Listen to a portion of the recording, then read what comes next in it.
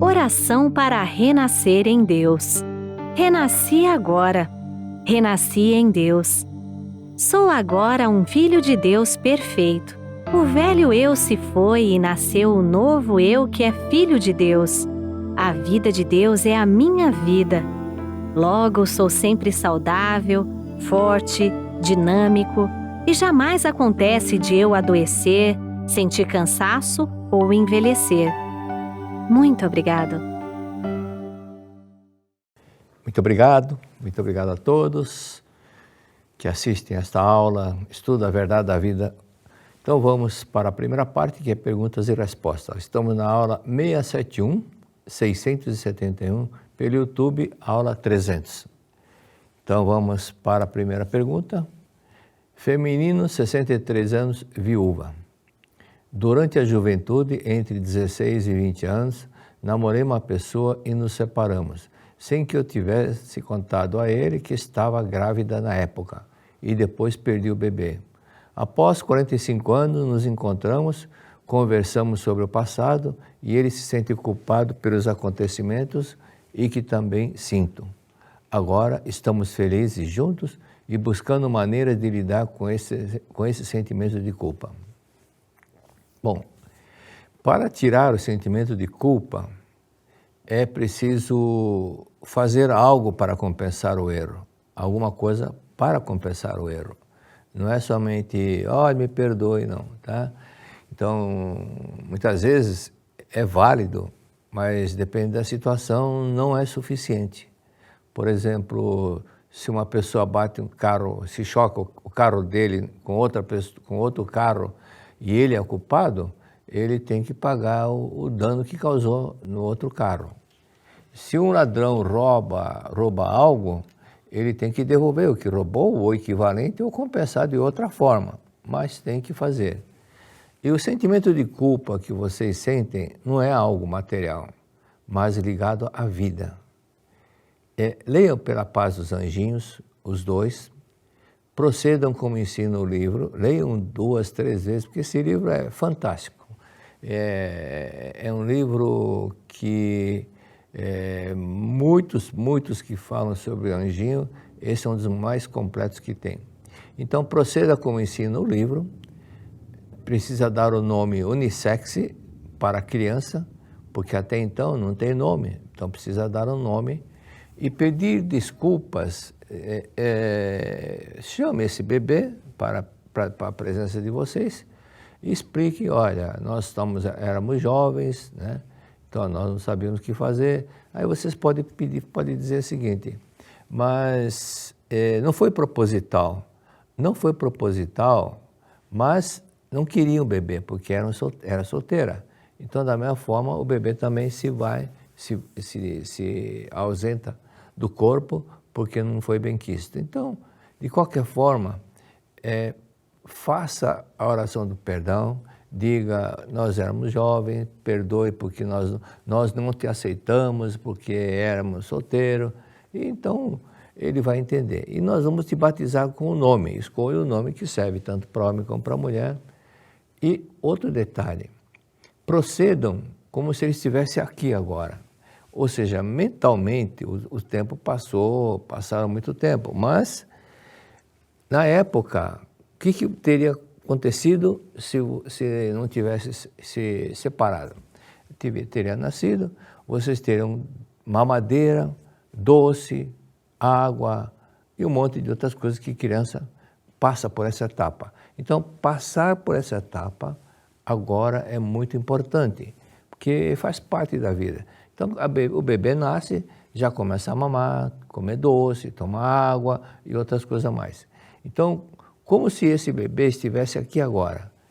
Segurem no colo, imagine que vocês estão com 20 anos, 20 e poucos anos, cantem, como se estivessem realmente no colo. Isso, aparentemente, alguém vendo assim, fala, você está doido? Não está doido, não.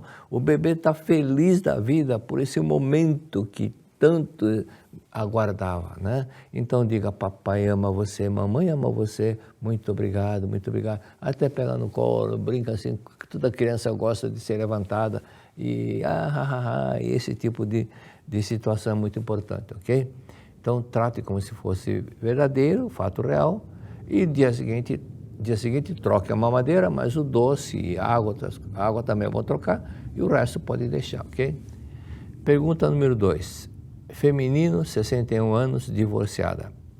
Nosso neto de 1 ano e 6 meses tem o hábito de, quando contrariar, dar cabeçadas, bate a cabeça nas coisas e nas pessoas.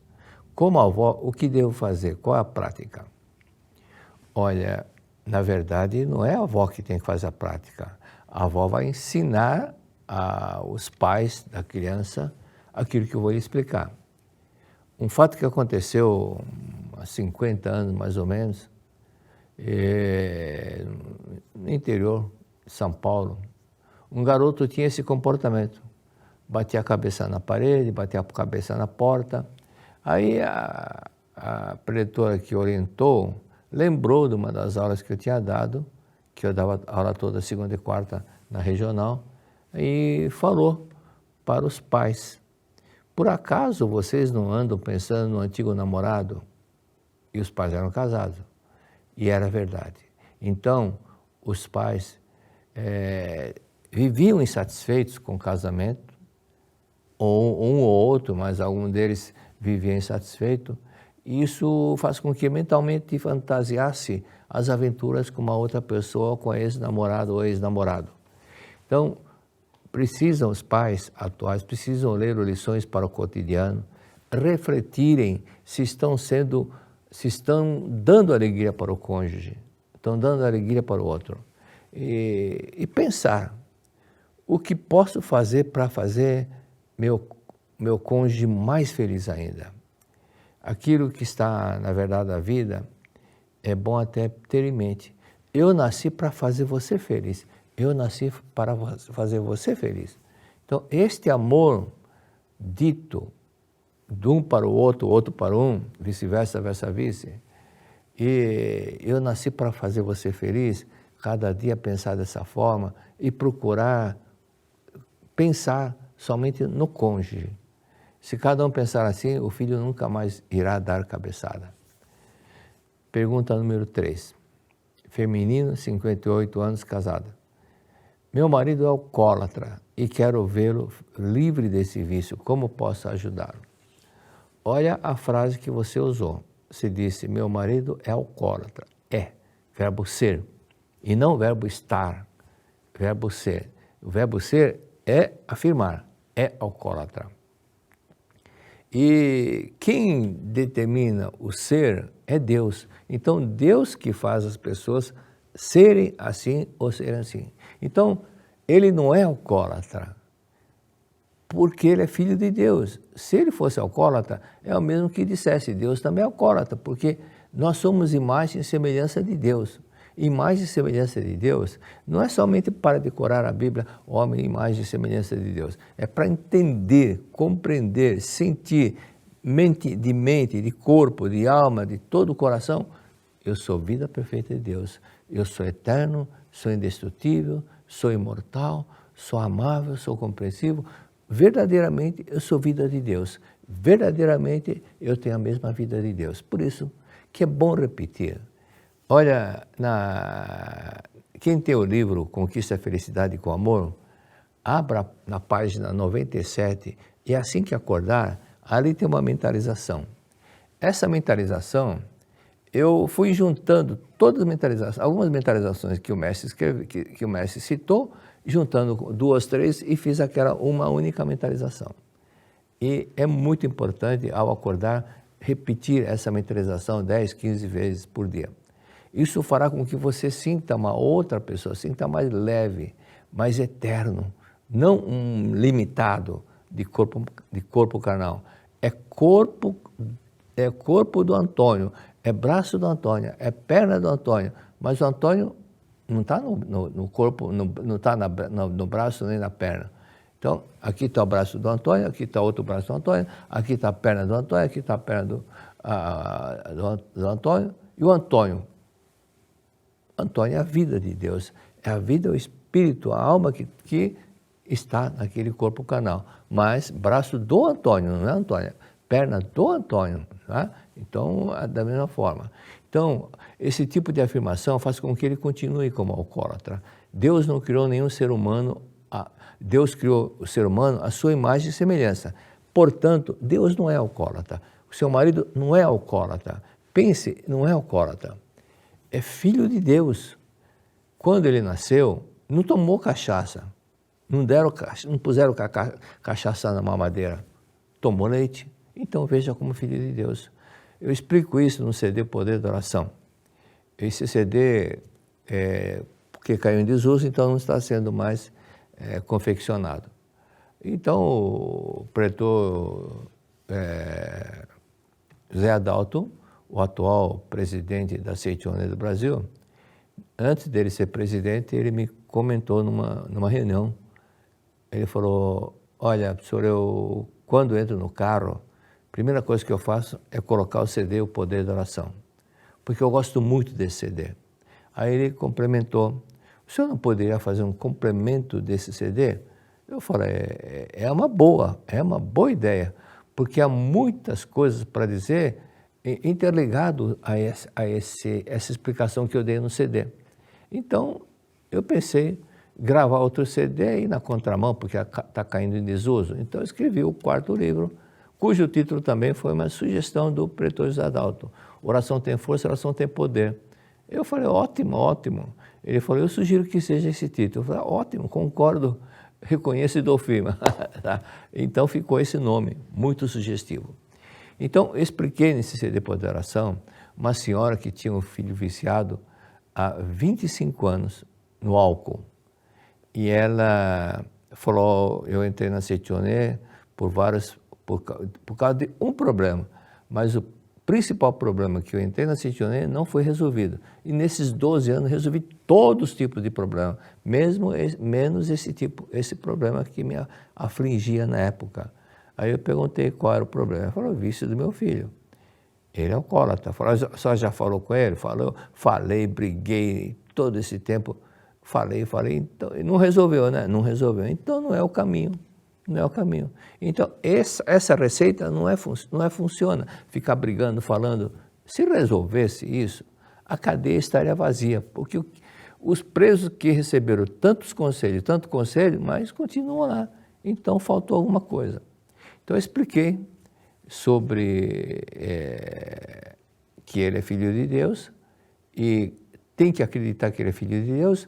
Não se falar que é alcoólatra, está acreditando que ele é alcoólatra. Assim vai ser. Conforme cresce, assim será, disse Cristo. Então, se você acreditar que o seu marido é alcoólatra, vai continuar como alcoólatra. Mas se acreditar que é filho de Deus, acreditar mesmo, para acreditar mesmo, você tem que fazer o quê? Aí eu falei para essa senhora, quanto que é 3 vezes 3? Ela falou 9. 5 vezes 5, 25. 7 vezes 7, 49. A senhora sabe tabuada, né? É porque minha mãe me obrigava a ficar num canto, repetindo. Falei, é exatamente essa metodologia que a senhora vai praticar para gravar que ele é filho de Deus e, consequentemente, assim como quando eu perguntei 3 vezes 3, rapidamente a senhora respondeu. 5 vezes 5, rapidamente a senhora respondeu. Quando pensar no seu filho, rapidamente vai vir a imagem de que ele é filho de Deus. Então vai repetir 5.000 vezes por dia. Você, como se ele estivesse na sua frente. Você é filho de Deus, é amável, harmonioso, alegre e feliz. Você é filho de Deus, amável, harmonioso, alegre e feliz. E você que fez a pergunta, faça a mesma coisa. 5.000 vezes por dia. Da mesma forma que essa senhora falou, você deve ter pensado, mas 5.000 para não ter tempo de pensar que ele é alcoólatra. Para nunca mais vir na mente que ele é alcoólatra. Que ele é filho de Deus, é filho de Deus, é filho de Deus, é amável, harmonioso, alegre, feliz, é filho de Deus, amável, harmonioso, alegre, feliz. Então, repetindo, automaticamente vem a ideia. Meu marido é filho de Deus, amável, harmonioso. Meu marido é filho de Deus, amável, harmonioso. Porque repetiu que é filho de Deus, amável, harmonioso. Outro detalhe, então, leia o livro A Oração Tem Força, a Oração Tem Poder, capítulo 1. Leia 10 vezes, 15 vezes, 30 vezes, um capítulo pequeno. Mas leia para assimilar e praticar. Se não praticar, não vai guardar o ensinamento. Cristo disse muitas vezes, se sabeis dessas coisas, guardai os mandamentos. Então, guardar o mandamento é assim como guardou tabuada. Gravar, gravar, gravar, automaticamente nós vamos ver o outro com o Filho de Deus. Esse é o lado do psicossomático. O lado espiritual é quando tem algum antepassado que bebia muito da família e muitas vezes continua querendo beber, só que ele se aproxima do seu marido e bebe junto. Bebe, fica lá e quem fica bebendo, na verdade, não é seu marido, não é essa pessoa, esse antepassado que bebia muito. Então verifique quem foi. Assim como nas oferendas tem frutas, doces, antigamente colocava saquê, né? Aí no Brasil tiraram o saquê, porque muitas vezes tem lugar que não tem saquê, começaram a colocar vinho, alguma bebida que satisfaça a pessoa. Mas, veja bem, não é para colocar todos os dias. Não é para colocar todos os dias. Somente um dia. Por quê? Porque se a pessoa está obcecado para beber e a pessoa fica rezando, lendo a sutra, ele não vai prestar atenção na sutra, porque está com vontade de beber, Então, oferece só uma dose, só um dia dessa oferenda já vai satisfazê-lo. E nos dias seguintes, tire a cachaça, não põe mais cachaça, só coloque a água e vai praticando a leitura da Sutra Sagrada 21 a 49 dias, ok? Então verifique na família do seu marido quem é que gostava muito de beber, o pai, avô, irmão, primo, alguma pessoa que foi muito ligada ao heterocopismo, né? Alterocopismo. Então, a bebida, então repita, faça isso, coloque só um dia bebida alcoólica mais água. Dia seguinte só deixa a água e a bebida alcoólica já não coloca mais não, ok? E assim, lendo a sutra, ele vai prestar atenção na sutra, automaticamente vai deixar de beber. E não vai mais influenciar a pessoa que está bebendo. Pergunta número 4. 63 anos, viúva. Estou com um companheiro viúvo, foi casado durante 50 anos. Brigamos muito, como podemos mudar isso? Imagine duas pessoas casadas e aí vem uma outra, sequestra um deles. E o que vai acontecer com o cônjuge que perdeu o cônjuge, perdeu o marido ou a esposa? Vai ficar irritado, nervoso, chateado. Se estivesse vivo ia acontecer isso, mas o cônjuge que faleceu não morreu o corpo carnal. Então, se ele ou ela era ciumenta, é lógico que vai interferir. Por isso que o mestre escreveu, o viúvo ou viúva, quando casa pela segunda vez, é preciso pedir permissão para o cônjuge que faleceu. É preciso pedir permissão para o cônjuge que faleceu. Como proceder? Você tem, na Verdade da Vida, volume 38, marque a página, Verdade da Vida, volume 38, página 117, todo um procedimento, tá? É bem curtinho, bem simples. Ou então, no livro Namoro, Casamento, Maternidade. É bom vocês dois lerem isso. Página 138 a 142. Pode ser que a página não coincida, porque essas páginas que eu falei é da primeira edição. Caso nas edições subsequentes geralmente muda de página, então procure no índice onde está a explicação sobre viúvos que casam pela segunda vez. Ali tem toda a explicação como proceder e tem umas 7, 8 páginas só sobre explicações sobre o assunto, exemplos reais de viúvos que casaram e por isso que tiveram esse problema. Uma ocasião eu estava na academia de Biúna, aí um senhor disse o seguinte: professor, por que quando eu estou dormindo, eu vejo uma mão grande assim, querer me agarrar, me segurar, aí eu acordo e a mão desaparece? Eu falei, geralmente acontece quando um viúvo ou viúva casa pela segunda vez. Ele falou, minha mulher é viúva, então já saiu correndo para falar para a esposa. Então eu falei para ele ler, proceder dessa forma que eu expliquei, Namoro, Casamento e Maternidade, ou Verdade da Vida, volume 38, página 117, e assim resolve o problema. Então, é preciso pedir permissão para o cônjuge que faleceu, explicando que a missão dele na face da Terra já terminou e que agora a sua missão ainda continua. Portanto, a missão dele terminou, ou dela terminou, então que ela siga o caminho da evolução lá no mundo espiritual. Ok? Proceda da mesma forma que está ensinando o livro. Pergunta número 5. 70 anos, viúva. Tenho muito barulho na cabeça e surdez. Como posso me livrar disso? Aí pode ter várias causas. Por exemplo, como era o seu pai ou sua mãe? Quando o papai e a mamãe davam aquela bronca, aquele sermão, você ouvia atentamente ou falava, tá bom, tá bom, tá bom. E saiu correndo, ou não queria ouvir. Ou então, quando o seu marido falava uma coisa, você ficava atentamente olhando, tá bom, tá. Mesmo que não concordasse, diga, sim, entendi. Ouça. No meu segundo livro, Iluminando Seu Caminho, leia a explicação do índio ancião chamado Dan. Ele menciona, os brancos ficam falando, discutindo e falam que estão fazendo reunião e vão resolver o problema. Nós, índios, nós não interrompemos a fala do outro, nós ouvimos atentamente o que o outro fala.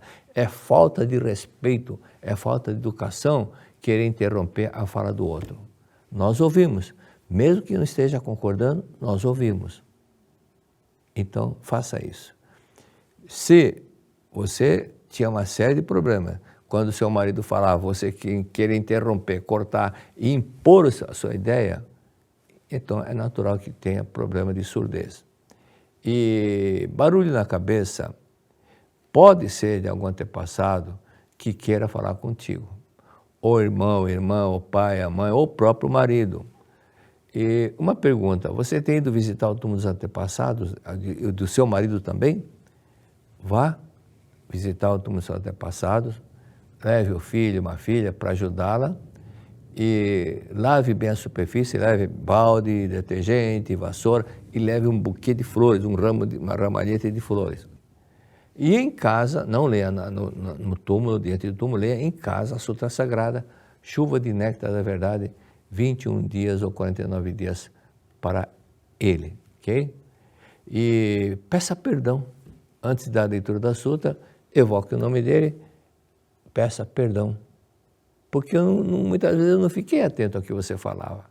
Eu não prestava muita atenção. Ou então eu não concordava com o seu modo de pensar. Então peça perdão. E depois leia a Sutra Sagrada, Chuva de Néctar da Verdade. Se fez assim também com o papai e com a mamãe, faça da mesma forma, peça perdão, faça uma oração à parte alguns dias e depois peça perdão e leia a Sutra Sagrada, Chuva de Néctar da Verdade. Pergunta número 6. Feminino, 45 anos, casada. Sei que a morte não existe, mas quando morre essa carne, para onde vamos? Depende da pessoa, depende no nível espiritual da pessoa. Se a pessoa é muito materialista, está reencarnando uma das primeiras encarnações, a primeira, a segunda encarnação, ele não vai para lugar nenhum, porque quando morre o corpo, ele entra no estado comatoso. Por que entra no estado comatoso? O estado comatoso é o estado de coma, assim, não é que ele vai ficar doente, não. Ele fica dormindo um período. Quantos anos? É relativo. Depende do nível espiritual desse espírito, depende do grau de consciência. Alguns dormem 2 anos, 3 anos, 5 anos, 10 anos, 20 anos, 50 anos. Tem alguns que dormem 100 anos, mais de 100 anos. E muitos deles não acordam. Alguns deles só saem desse estágio para reencarnar outra vez. Então ele está totalmente inconsciente, totalmente sem noção das coisas. E é isso que está, na verdade, da vida volume 9. É o primeiro estágio. Esses espíritos estão no primeiro estágio, geralmente estão na segunda, terceira encarnação. Mas aquele que já veio 10 vezes, 15 vezes, já tem mais grau de consciência, já tem uma consciência maior. Por isso que quando deixa o campo canal, ele pode dormir, mas dorme pouco menos, bem menos. No livro Ilumina Seu Caminho, eu contei 2 casos de pessoas que tinham problema na cabeça. Leia esse livro. Um deles era um caso de um pretor Lourenço Mir, na Argentina. Ele me disse da neta que estava com um problema assim, a moleira fechou e ela tinha 3 meses de vida e os médicos, a junta médica de 5 médicos disseram que tem que abrir a cabeça porque não tem espaço para o cérebro crescer e que seria uma cirurgia muito delicada e que dificilmente ela iria sobreviver. Caso ela sobrevivesse, iria ter sequelas para o resto da vida. Tão delicada que era a situação. Então eu disse que antepassado da neta, não necessariamente dele, que teve algum acidente que afetou a cabeça. Ele chegou em casa, falou para a esposa que era brasileira, disse, o professor tem razão, realmente aconteceu isso. Foi com meu pai, em 1939, num acidente de fábrica, a prensa esmagou a cabeça do meu pai. Então, fizeram tudo o que eu falei, não precisou fazer cirurgia, a menina ficou curada, hoje está com uns 30 e poucos anos, chama-se Ayelen, e eles eram de Buenos Aires. Então, é importante fazer esse procedimento. Então, esses detalhes, esses espíritos, se assistiu ao nosso lar, veja que alguns espíritos estavam bem iluminados, porque tinha alguém na Terra rezando para eles. Agora, depende da oração que faz, não vai esclarecer nada. Mas se ler a Sutra Sagrada, que fala sobre Deus, como que Deus é amor, explicando sobre o espírito, que alguns espíritos não têm corpo carnal, mas sentem que tem corpo, não tem, que o braço, a perna, não é o nosso eu verdadeiro, né? Mas somos espírito, e que se um espírito se aproxima de alguém, influencia alguém, essa pessoa, se esse espírito morrer do coração, vai influenciar alguém, essa pessoa passa a ter problema cardíaco, se o espírito tem problema estomacal, influencia alguém, essa pessoa também vai ter problema estomacal. Aquele caso que eu já citei, de 1961, que uma vizinha que foi no comércio do meu pai, eu ajudava meu pai, eu lembro desse fato, aí a vizinha foi falar com a minha mãe e falou, Dona Teresa, e eu fui no médico, mas ele falou que eu estou com câncer. Imediatamente minha mãe perguntou, tem alguém na família que morreu com câncer também? Ele falou, meu irmão morreu de câncer, ele aparece todas as noites no meu sonho. Então, por que apareceu no sonho dela? Para pedir ajuda. Então, naquele tempo não tinha Sutra Sagrada em livretinho, só tinha 2 livros traduzidos. Então, minha mãe emprestou A Verdade da Vida, volume 1, que no final do livro colocaram a Sutra Sagrada, Chuva de Néctar da Verdade. Eu vou te emprestar o meu livro e você lê dessa página final, ofereça para o seu irmão, acenda uma vela, coloca um copo d'água, todos os dias durante 30 dias ou 49 dias, não sei quanto tempo ela falou. O fato é que 10 dias depois ela voltou lá no armazém e falou, Dona Teresa, olha, eu fui no médico, eu estava me sentindo bem e o médico falou que o câncer sumiu. E o meu irmão no 3º dia não apareceu mais nos meus sonhos. Então significa que ele despertou para a verdade e libertou do sofrimento porque ele estava no umbral. Então esse é o detalhe, foi conduzido para um mundo mais iluminado, bem mais iluminado, e parou de sair, saiu daquele lugar que tenebroso, escuro, que os espíritas chamam de umbral e os cristãos chamam de purgatório. Aí foi conduzido para um lugar muito iluminado, assim como mostra no nosso lar. Mesmo que tenha conhecido a verdade na vida, se ela tiver ódio, mágoa, se tiver muita mágoa, ódio, não adianta ter conhecimento teórico, se ela odeia uma pessoa, ela não vai subir. Porque esse mundo mais iluminado é um mundo que tem muito amor. E o ódio não está na mesma vibração, é diferente. Então prevalece o quê? Semelhante atrai semelhante. Então, a pessoa que tem índole semelhante vai estar onde estão aqueles que têm índoles amáveis, bondosas, compreensivas. Tá? Inclusive, na Verdade da Vida, volume 1, o mestre cita um caso que um escritor, se não me engano, é Swedenborg ou Mackenzie, não lembro do nome da pessoa. Ele foi conduzido para o mundo espiritual, por um espírito elevado, Então ele viu a etapa embaixo, inferior, viu outra etapa. E quando foi numa etapa bem inferior, havia muitas mulheres assim vaidosas com o vestido e dizendo, que tal esse vestido? E ninguém elogiava. Que tal esse vestido? Ninguém elogiava. Todo mundo perguntava, que tal esse vestido? Ninguém elogiava porque tinha só ego, cada um pensava, cada um queria receber elogio e não sabia dar elogio. Por isso que nesse local só estavam aquelas pessoas que só queriam receber elogio e não sabiam dar. Então, nível do amor era bem inferior. Só quer pensar em si, só quer receber elogio, só quer vinde a mim e não pense em dar alegria para os outros. Então, é lugar de semelhante atrás de semelhante. O lugar mais iluminado prevalece o amor. Deus não manda para esse inferno, paraíso, purgatório. Deus não castiga. Mas pessoas que estão naquela mente obscura, totalmente tenebrosa, iludida, vai parar num lugar assim também. Mas o lugar mais iluminado prevalece muito amor ao próximo, não tem ressentimentos. Então, você que fez a pergunta, leia A Verdade da Vida, volume 10, tá? Você vai começar a entender muito bem. E depois, leia o livro Melhore Seu Destino, Orando para os Antepassados. E, posteriormente, por último, A Verdade da Vida, volume 9, que é muito mais profundo. Então, leia nessa sequência, ok? Muito obrigado. 70 anos.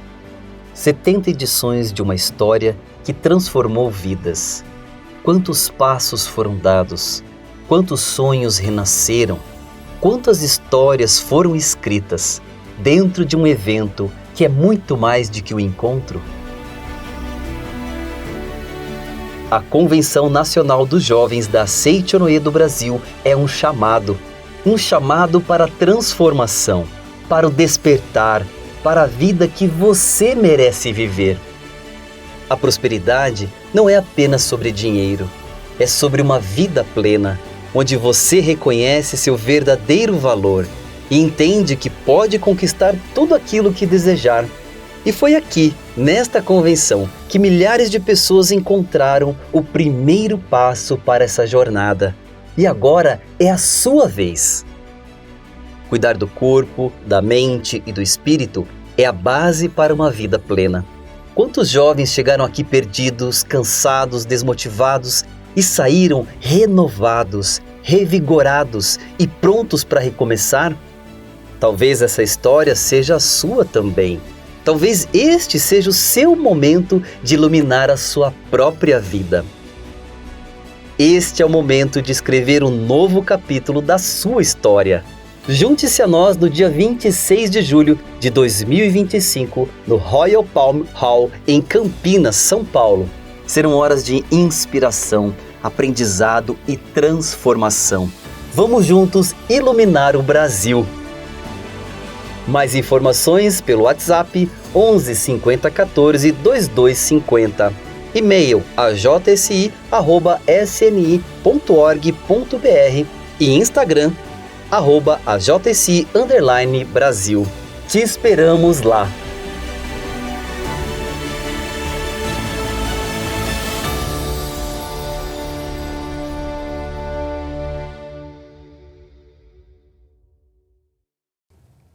Muito obrigado, vamos para a parte 2. Quem deseja fazer pergunta, não escreva no chat, não. A pergunta deve ser feita no e-mail estudo a verdade da vida, tudo junto, @sni.org.br.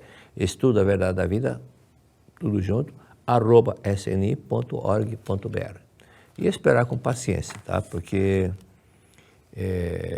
ontem à noite voltei lá de Portugal e trouxe muitas perguntas, porque as pessoas fizeram as perguntas, lá também fiz pergunta no seminário que eu orientei, muitas pessoas formular perguntas que não deu tempo para responder todas. Então, esperar com paciência. E quem deseja orientação pessoal, pode ir na sede central, mas se desejar comigo, tem que agendar, porque tem muitas pessoas na feira. E agendar por telefone. Telefone operadora 11 5014 2258. 5014 2258, São Paulo, ok? Cada um terá 30 minutos, por isso que não programe muito em cima da hora. Tem muita gente que chega lá perdeu 15 minutos, só vai ter 15 minutos, porque não pode passar 15 minutos daquele horário, porque meia hora depois já tem outra pessoa já programada. Então, vamos aos abraços. Um abraço para Portugal, conforme eu disse, todas as pessoas de Leiria, Lisboa, também da Espanha, que estiveram presentes, um grupo da Espanha. E muito obrigado a todos os senhores, tá? E agora no Brasil, Kazuê Nagata não mencionou de onde é. Aliás, tem muitos brasileiros do Japão que estão assistindo, então não sei se é do Japão, mas Kazuê Nagata, não sei qual a cidade. Paraná, Curitiba, Yolanda Furlaneto. Muito abraço para Pretória de Goiânia, Ana Gomes de Oliveira, de Tupã, Dionese Martim, Mirandópolis, Elizabeth Ogassawara, Bauru, São Paulo, Maria Inês Morato Terciotti, São Paulo, Maria Flora Cunha, Alice Shizue Yamamoto, também não mencionou a cidade, se é Brasil ou Japão ou outro país, né? Ilhéus, Núcleo de Itabuna, Milton Oliveira Santiago. Um abraço também para Valmir e Fernanda e seus familiares. Muito obrigado. Que Deus abençoe. Então vamos para a Verdade da Vida, volume 40, página 34. Aqui diz o seguinte: por exemplo, certo dia recebi a visita da senhora Ikue Miyake de Osaka, que me contou um caso muito interessante. Eu realizei há pouco tempo um grande seminário em Eizan, e dentre os participantes estava a senhora Yoshioka, que na ocasião ela tinha um tumor uterino, tumor no ventre. O médico lhe dissera que era imprescindível realizar uma cirurgia para salvar a sua vida, mas apesar da gravidade da doença, ela foi participar do grande seminário que o mestre orientou. E durante a preleção, então ele explicou algumas coisas sobre a mitologia japonesa, então ela foi entendendo. Então, ela estava com um ventre muito grande e, apesar de casada quase 30 anos, pouquíssima vez mantiveram relações íntimas com o marido, porque sonhava um amor puro, imaculado, um amor platônico, mas logo ficou sabendo que o casal mantinha relações físicas. Então, ela vivia, evitava ao máximo o marido, fugindo dele, assim, não é que ela corria dele, não. E assim não teve filhos. Então, quando ele dizia alguma coisa, queria manter a relação, ela fingia que estava com dor de cabeça, estava com azia, estava doente, e assim começava a dar desculpas. Então começou a crescer um tumor no abdômen. Esse tumor chegou a ter um tamanho considerável, o tamanho de uma xícara. Uma xícara, não é aquela xícara de café, não, xícara grande. Então ela, assistindo ao seminário, percebeu o erro e contou para a senhora Miyake, uma amiga dela, e esta disse: seu modo de pensar está errado, seu modo de pensar está errado. É preciso dar maior importância às regras da harmonia conjugal. Você veio fugindo do seu marido e quando ele não conseguia, alegava a doença. Então, esse estado mental fez com que crescesse o abdômen. Então, exatamente você fingia que estava com alguma doença ginecológica e manifestou exatamente isso. Esse estado mental de evitar o marido manifestou em forma de doença. Doravante, mantenha pensamentos de absoluta harmonia com o seu marido. E isso ocorreu no terceiro dia de seminário. No quarto dia, que era seminário na academia, então ficava hospedada lá, no quarto dia ela palpou o local na hora do banho e sentiu que já tinha diminuído 70%. Aí falou para essa amiga: senhora Miyake, veja, o tumor desapareceu 70%, era desse tamanho, 70% ficou desse tamanho. Veja, minha barriga está retraída. Assim dizendo, a senhora Yoshioka não conseguia conter a alegria. Melhorou rapidamente, em pouco tempo essa senhora estava totalmente curada. Página 40 agora, capítulo 2, página 40 não, Verdade da Vida 40, capítulo 2, página 39. Numa reunião realizada em Kyoto há alguns anos, a senhora Nagasawa, proprietária de uma farmácia, nos relatou uma experiência muito interessante, cuja anotação estenográfica transcrevemos a seguir. Aí ela mencionou que estava muito feliz com a vinda do mestre, da professora Teruko, porque ela se curou de um problema sério. Pensando na minha situação, até o ano passado, a felicidade,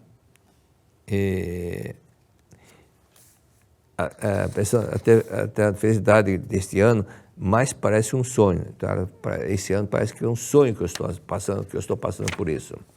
No ano passado, fiquei 8 meses acamada, passando pelos cuidados de 7 médicos. Ficou acamada 8 meses, sendo cuidada por 7 médicos.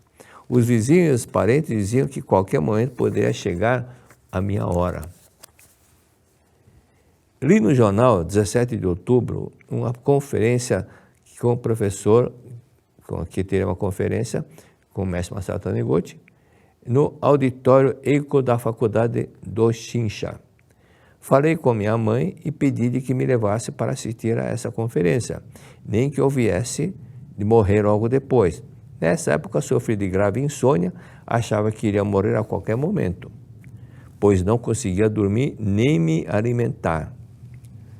E até ouvir a conferência do professor e ler o livro Verdade da Vida, vivia apenas de corpo e preocupada com o que poderia acontecer aos meus filhos e ao meu marido caso eu viesse morrer.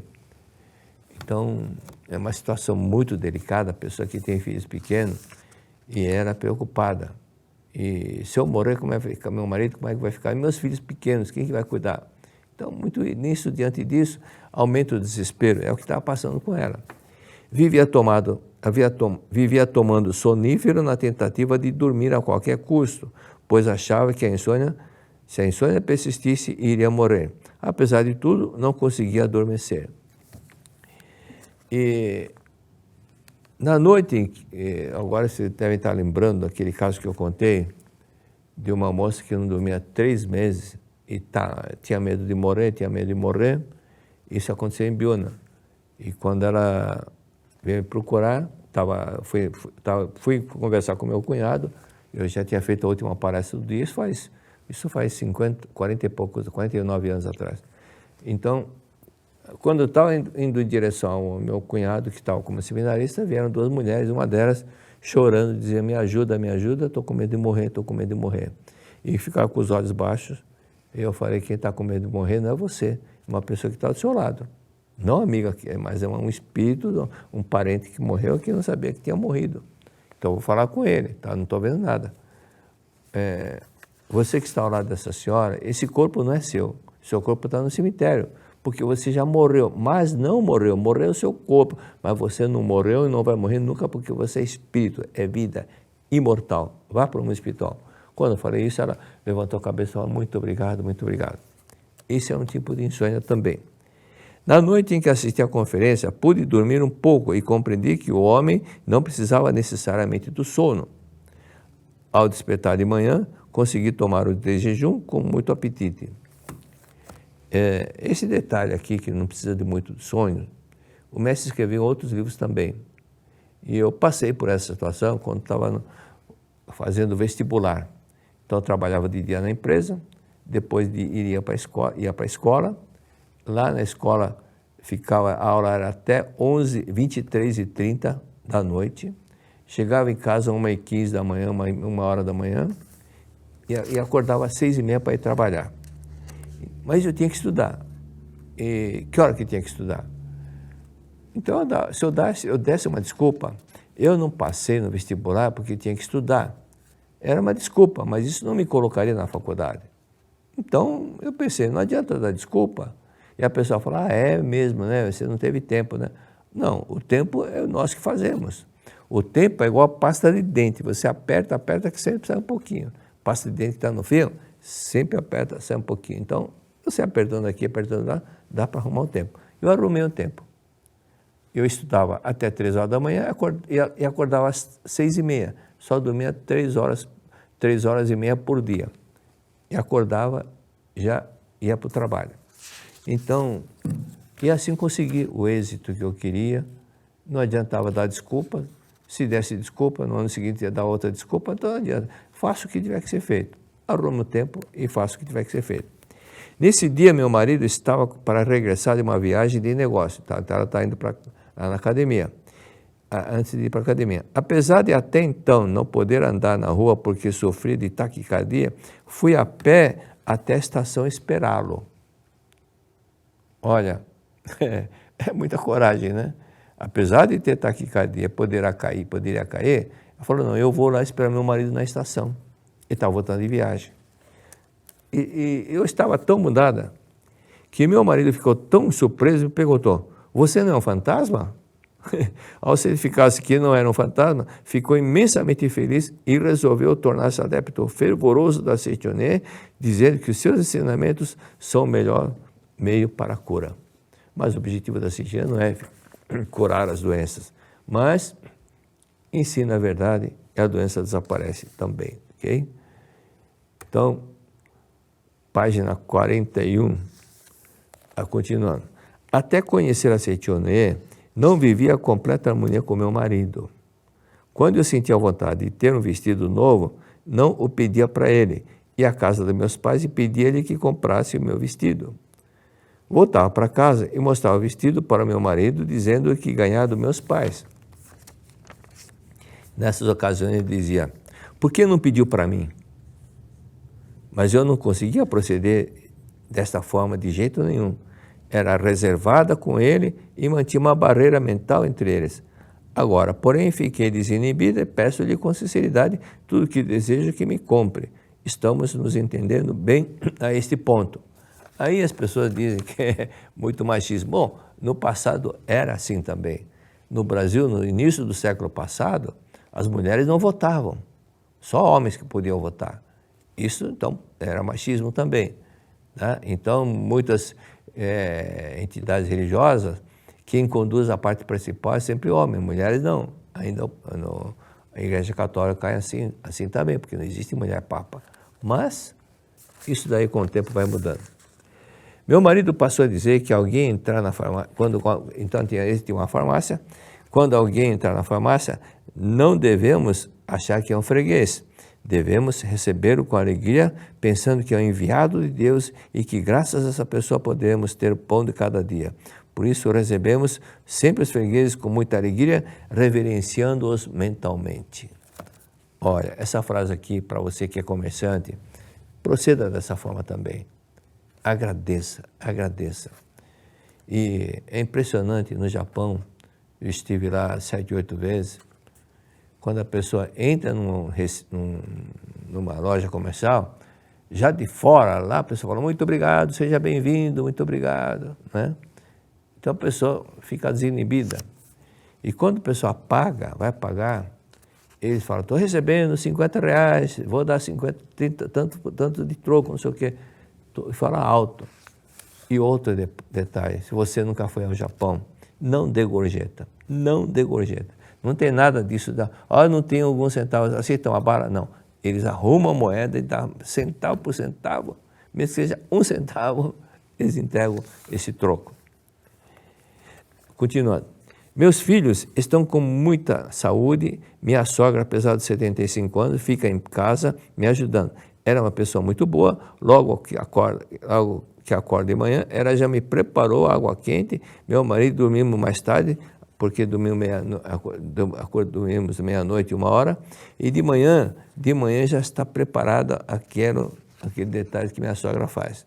Então, isso tudo é uma harmonia numa família, né? Sentimos essa familiaridade porque ela está levando uma vida de reverência mútua. Quando no lar há reverência entre marido e mulher, avós, netos, nora e sogra, ainda reverenciam os fregueses como pessoas enviadas por Deus, toda a família se torna radiosa. Há quem ache que não é possível conciliar a Seitonê com uma farmácia, mas se viverem reverenciando-se mutuamente, terão prosperidade também nesse ramo de negócio. Foi o que começou a acontecer com ela, tá? Entretanto, a reverência mútua não significa respeitar o outro como se fosse um ser sagrado. Significa tratar o outro com o coração franco e sem barreira, como essa senhora fez. E assim nós vamos entendendo. Agora, mais adiante, na página 48, último parágrafo, o mesmo acontece com relação aos filhos, aos nossos filhos. Não há ninguém que odeie os filhos, mas quando o amor que os pais sentem por eles não é manifestado de modo suficiente, estes podem achar que estão amando, que não estão sendo amados de verdade e passar a nutrir rancor contra os pais. Então, por isso que existe, muitas vezes o pai está atarefado, a mãe está atarefada, mas esquece de dar aquele amor, aquela atenção. Arrume o tempo e faça isso. Arrume o tempo. Veja que é importante você dar uma atenção para o filho, para a filha. Isso é muitíssimo importante. Entretanto, muitas vezes, os pais não demonstram em palavras nem atitudes o amor que sentem pelos filhos quando estão atarefados em demasia. Ou tratam-nos com a grosseria por estarem enfrentando algum problema. Aqui está o erro. Mesmo que a pessoa sinta muito amor, se ela não expressar, ninguém se sentirá amado por ela. Sinta muito amor, mas conforme dizia a Chacrinha, quem não se comunica se estumbica, né? Então tem que falar, tem que demonstrar. Por isso, demonstre isso. Fale que ama, mostre isso. Isso, eu lembro quando eu tinha 2 anos, nem isso talvez, meu pai me segurou no colo e ele raspou a barba no meu rosto. Ai, meu filho querido. Eu fiz assim porque estava doendo a barba dele. Eu lembro direitinho, não tinha completado 2 anos. Então esse ato de amor eu lembro direitinho. Então é isso que nós devemos relembrar, esses atos bons, ao invés de relembrar os atos negativos. Não é raro encontrarmos menores delinquentes e, na maioria dos casos, a causa dessa delinquência está no ódio que essas crianças sentem pelos pais. São filhos que odeiam os pais. Pode parecer estranho que haja filhos que odeiam seus pais, porém, sente ódio, porque o ódio é o reverso do amor. O ódio é o reverso do amor. Eles odeiam justamente porque os amam. Eles odeiam porque justamente os amam. Aí o mestre fala, nenhum marido sentirá ódio da mulher do vizinho, se ela for infiel com o marido. Nenhum vizinho vai sentir mágoa da mulher do vizinho se ela está sendo infiel com o marido. Não porque não ama essa mulher. Então, como a mulher que ele ama, se for infiel, ele vai ficar com realmente muito ressentido. Por isso que tem que demonstrar o amor. Quando o filho passa a odiar os pais, só pensa em contrariá-los. O desejo que sentia até então de contentar os pais se inverte. Ele passa a ter vontade de fazer somente aquilo que os magoam. Se os pais desejam que ingresse em determinada escola, faz de tudo para ser reprovado no exame de seleção e tentam impedi-lo de sair para se divertir. Se tentam impedi-lo para sair para se divertir, procuram sair ainda. Desse modo, age sempre contrariando a vontade dos pais. Assim procede um delinquente juvenil. Porque os pais desconhecem esse mecanismo psicológico, o filho passa a odiar os pais. E passam também, muitas vezes, agredir com tóxicos, agredir o corpo que é presente dos pais. Como odeia os pais, então procura injetar coisas que fazem mal para a saúde. É uma forma inconsciente de agredir os pais, porque não está sentindo amado ou amada pelos pais. Um filho possui desejo de ser amado pelos pais, mas a falta de expressão de amor paterno e materno transforma-se em amor filial em ódio. Então, é importante manifestar amor sempre que puder. Na Inglaterra, aqui na página 51, havia um senhor chamado Neil, que dirigia um instituto educacional para menores, para recuperar menores delinquentes. Certo adolescente foi internado nesse instituto e fugiu logo que chegou. Esse diretor o encontrou caminhando nas ruas, e carregando-lhe uns trocados disse, olha, para onde você vai? Se pretende ir para casa, não vá a pé. Pegue isso e tome um bonde. Diante desse gesto, ao invés de ir para casa, esse menor voltou para o reformatório. Agiu assim porque sentiu amor nas palavras e atitude do diretor que o aconselhou a voltar para casa com bonde, ao invés de empreender uma longa jornada. Desse modo, a criança volta contente ao regaço de onde demonstra amor, mesmo que seja um diretor de reformatório. É fruto do amor, é fruto da amar, sentir amado, isso que é importante. Por isso, mesmo durante o dia, agradeça a esposa, agradeça os filhos, agradeça o marido, agradeça, obrigado. Você agradecendo os seus familiares o dia inteiro, obrigado papai, obrigado mamãe, agradeço o filho, agradeço a filha. Quando você chegar em casa, você está contente com um sorriso, grande sorriso, tá? Aquilo que eu contei sobre a senhora do Panamá e todos os outros casos que quando a pessoa começa a agradecer, o outro lado capta, porque as mentes se comunicam.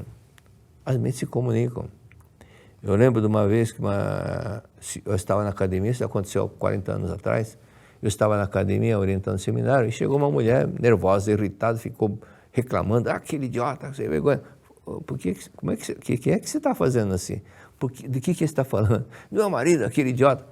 Você veio fazer o que nesse seminário? Desculpa, mas eu saí irritada com ele. Olha, você tem que agradecer, porque você veio participar do seminário de 2 dias, 3 dias. Tem que agradecer, porque muitos maridos não deixam a esposa sair de casa. Agradeçam. Não, é verdade, o senhor tem razão.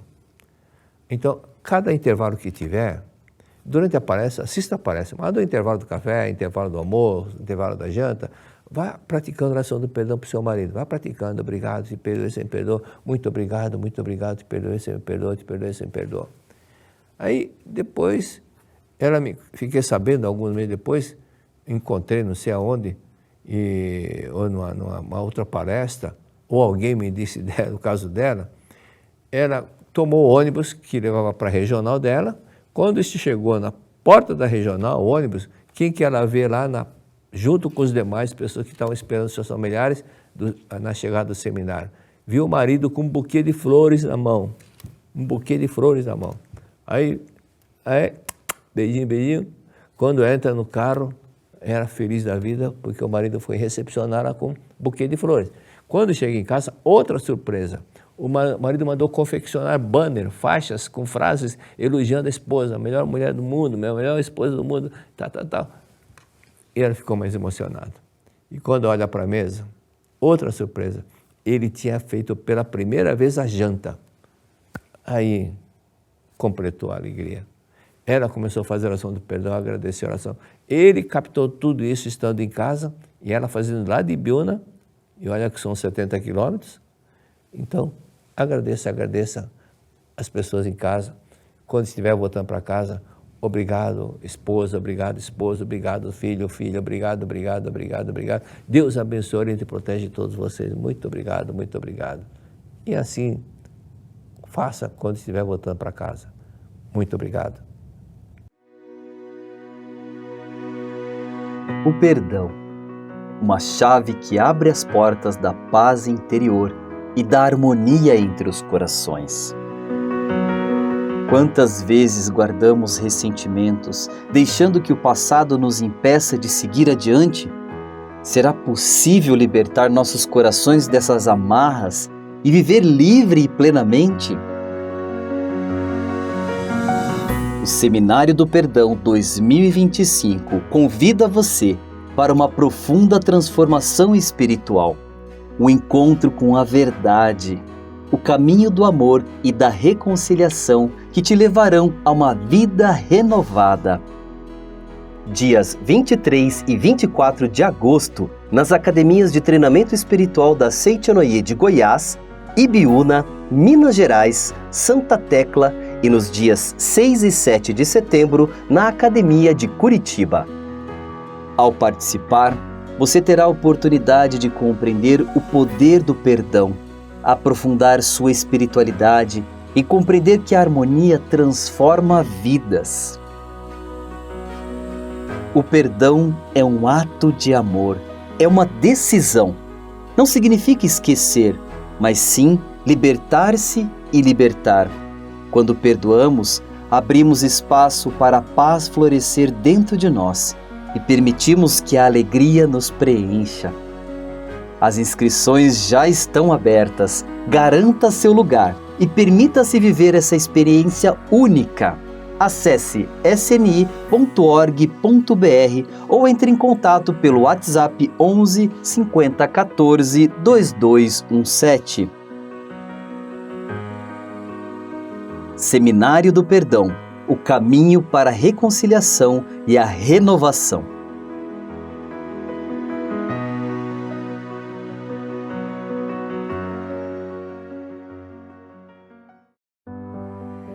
Triunfar é mais do que vencer. É se libertar das amarras, elevar a alma e manifestar a alegria divina que habita em você. Mas como despertar essa força e alcançar a vitória em todos os aspectos da vida? Vem aí o Seminário Geral com oferenda de trabalho, Seminário do Triunfo Espiritual. Se você deseja expandir sua consciência e fortalecer sua espiritualidade, este seminário é para você. Uma experiência transformadora, onde cada ensinamento iluminará o seu caminho para a verdadeira vitória interior.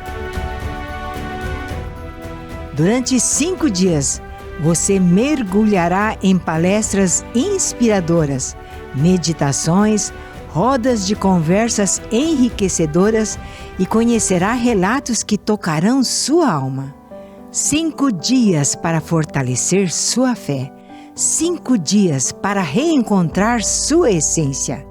5 dias para viver o verdadeiro triunfo espiritual.